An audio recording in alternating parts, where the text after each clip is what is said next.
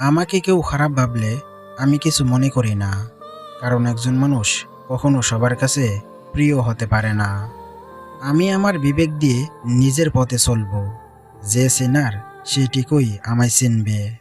হোক না দূরত্ব প্রিয় মানুষটার থেকে 1000 মাইল দূরে, তবে এক আকাশের নিচেই তো আছি।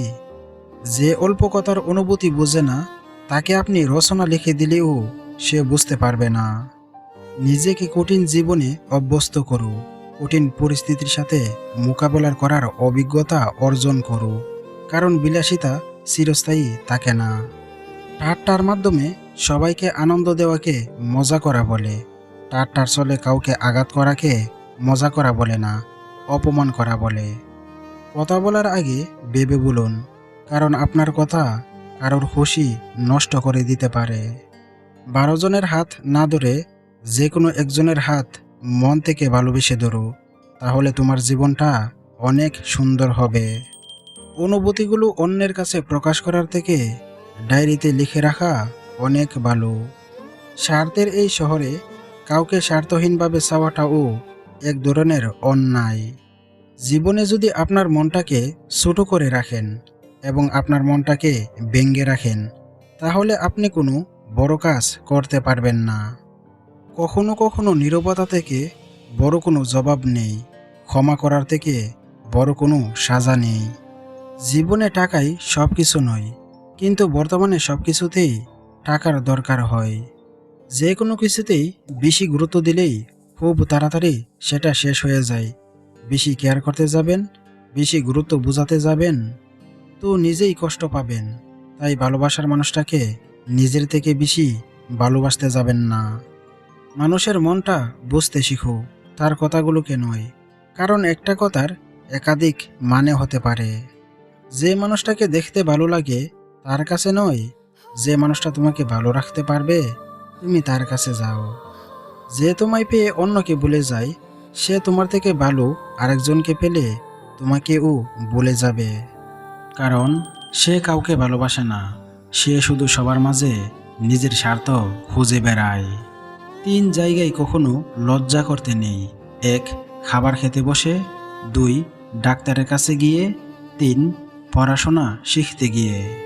আমাদের জীবন সবকিছু নির্ভর করে পরিস্থিতির উপর।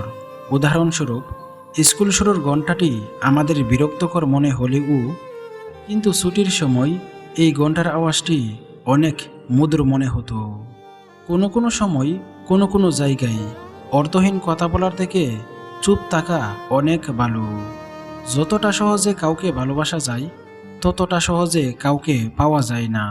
যতটা সহজে মানুষকে ছেড়ে দেওয়া যায়, ততটা সহজে আর ফিরে আনা যায় না। টাকা জমিয়ে শখের জিনিসটা কেনার মর্মটা একমাত্র মধ্যবিত্ত পরিবারের ছেলে মেয়েরাই বুঝে। মানুষ এখনো এটা বুঝে না যে রব সম্পর্ক জিনিসটা বানিয়েছেন একে অপরকে ভালোবাসার জন্য, একে অপরকে ব্যবহার করার জন্য নয়। চোখের জলটা সহজেই মুছে ফেলা যায়, কিন্তু চোখ থেকে জল পড়ার কারণটা সহজেই মুছে ফেলা যায় না।